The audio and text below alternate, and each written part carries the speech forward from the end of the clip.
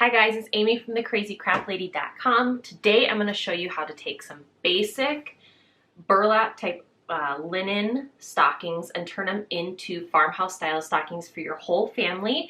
I can't believe that up until this point we never had stockings hanging on our mantle. This is the first year we're going to have stockings, and it's because I'm DIYing it. They get really expensive and we need 5 for our family.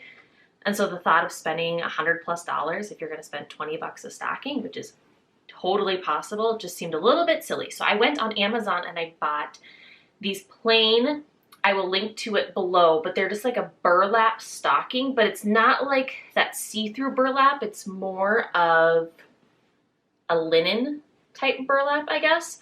So I'm going to jazz these up with a little bit of ribbon and some name tags for our family this year for a fraction of the price if I had bought these from a store already pre-made. So I'm going to tilt my camera down just a bit so you can see more of what I'm making. So I'm going to start with my stocking. I bought a 4-pack of them online. I told you I need 5. Well, we actually need 4 plus the dog. So I was able to get 4 for the family, and then I got a bone-shaped one, which I'll show you later, for raising the family dog. So I actually snagged this amazing buffalo check ribbon. You guys, 50 feet of this black and white check ribbon from Aldi. Of all of my random Aldi purchases, this is probably my favorite. So I actually used a bunch already as a garland on our Christmas tree. I'm gonna use a length of it though for my stocking. I'm going to turn the camera down just one more time here.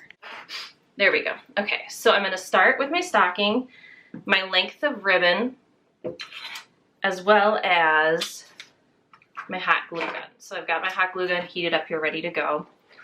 I'm going to kind of find the midpoint of my ribbon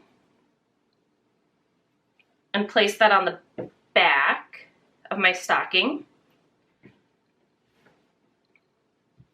And then I'm going to fold my ribbon over just like this, and I'm going to bunch it kind of in the middle. So there we go. You just lay it like that, fold it over, bunch it in the middle. And then I'm going to cut a little tiny piece of ribbon to hold the center together. And you don't really need much.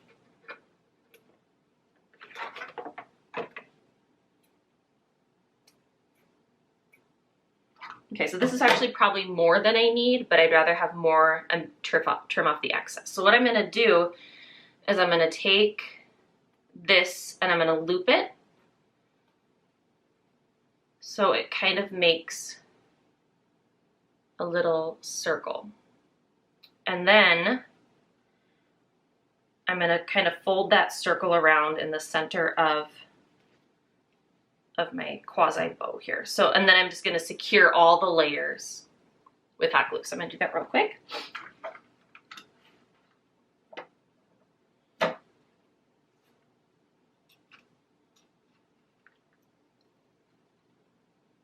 And it doesn't have to be perfect. You just kind of want to bunch the 2 ends of the ribbon up together in the middle and then secure it in the center with the small piece. And I like the idea of buying a super simple burlap or linen, oh, I just burned myself, stocking, and then jazzing it up with ribbon, because if in 5 years from now I am really over this check pattern ribbon, I can just easily rip this off and switch it out for something else. There we go. So now that's securely in place. I hot glued it on the back of here and as well as the 2 pieces of ribbon. And then I'm just going to kind of bend these guys down and trim them at an angle so that they look nice.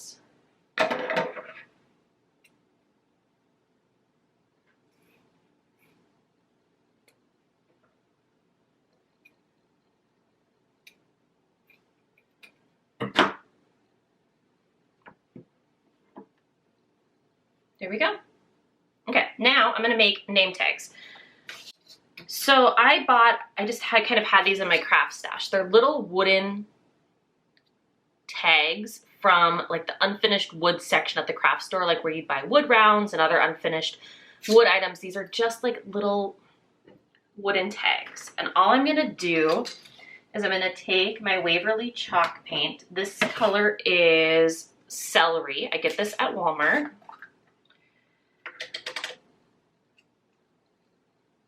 I'm gonna use a very, very, very dry brush just to go back and forth on these tags. I don't want like a thick coat of paint. I just want enough to get a little color on them. And I'm gonna go ahead and do both the front and the back of this guy.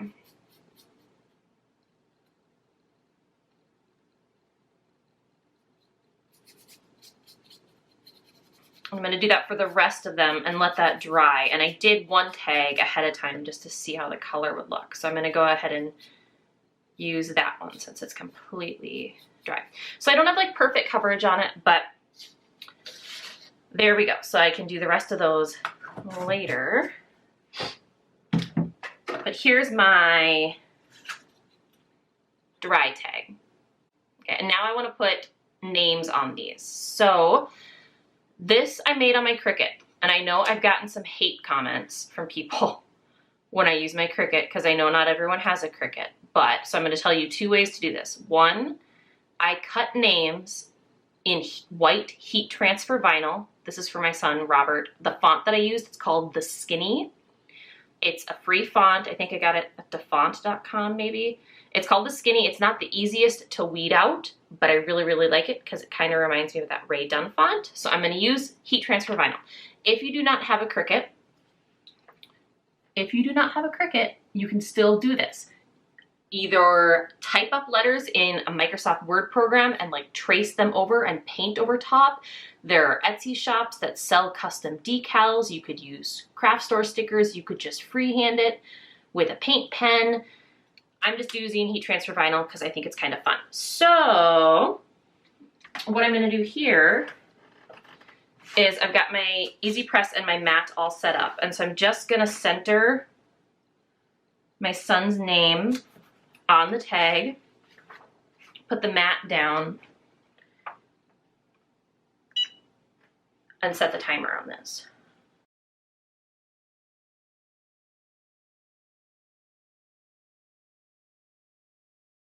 I don't want to go too long because I don't want to damage the paint underneath, but I think this will be just fine.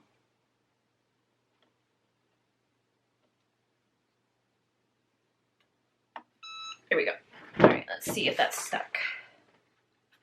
Oh yeah, easy peasy, peels right off. Okay, so like I said, you could do this with paint, you could do it with a paint pen, whatever floats your boat, but I did heat transfer vinyl just because that's what I had lying around, and I like to use my Cricut when I can. So then the next thing that you're going to want to do is just attach this tag to your ribbon, and for that I just have this roll of super cheapy, like really, really thin twine. You could get twine at the dollar store, really whatever you want. And I'm going to thread this through here, through the tag.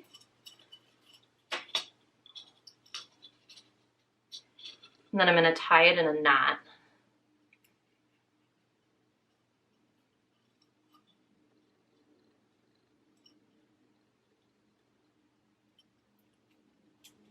Kind of play around with the length and how far down you want it to hang. So I'm going to go ahead and trim my excess off before I hot glue it in place. And then I'm just going to kind of stick this, the end of my tag, into the center of my bow and hot glue it in place. And hopefully this time I won't burn the living daylights out of my finger. Well, that one stung. Okay.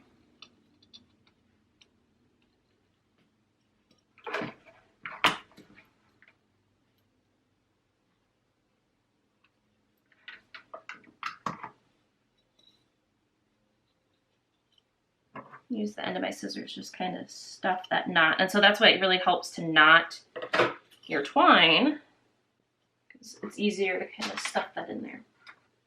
Okay, so let's flip this camera back up.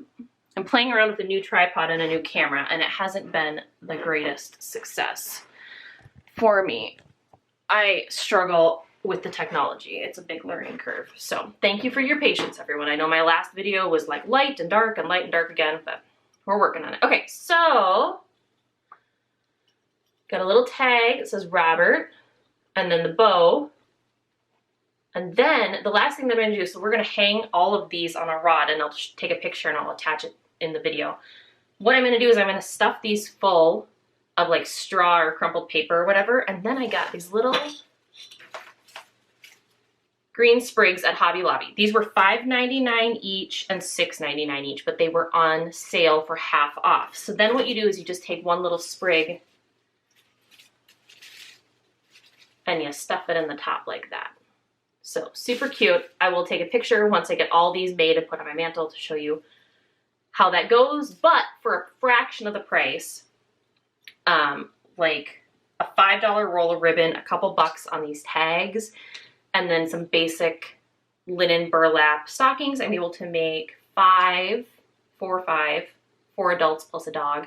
Farmhouse style stockings for the family for Christmas for way less money if I had gone to a big box retailer and purchased custom stockings for everyone. So there you have it. Merry Christmas, happy making. Bye guys.